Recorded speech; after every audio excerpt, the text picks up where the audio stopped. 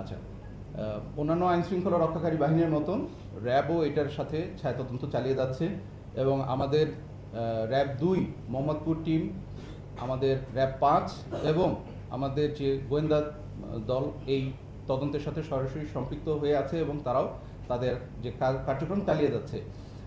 শুধুমাত্র আমাদের তথ্যানুসন্ধানের ক্ষেত্রে এবং এই ঘটনার সাথে সংশ্লিষ্ট যেই তথ্যগুলো আমরা পেয়েছি, অনুসন্ধানের স্বার্থে আসলে এই মুহূর্তে পুরোটা ডিসক্লোজ করা সম্ভব হচ্ছে না, বাট বিষয়টি তদন্তাধীন। তদন্ত শেষ হলে অবশ্যই এই বিষয়ে আপনাদেরকে সঠিক তথ্য উপস্থাপন করা হবে ইনশাল্লাহ। তবে এই মুহূর্তে যেটা বলতে পারি যে আমরা আমাদের প্রতিটা পর্যায়ে শুরু থেকে আমরা এটার সাথে সম্পৃক্ত আছি এবং আমরা আমাদের সর্বোত্তম প্রচেষ্টা দিয়ে এটার সাথে কাজ করে যাচ্ছি ইনশাআল্লাহ।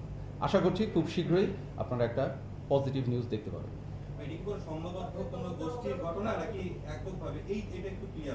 তদন্তের স্বার্থে বিষয়গুলোকে একটু গোপন রাখা।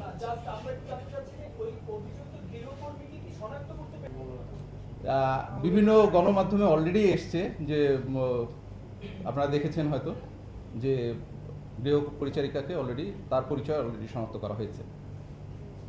আচ্ছা, আরেকটা প্রশ্ন ছিল।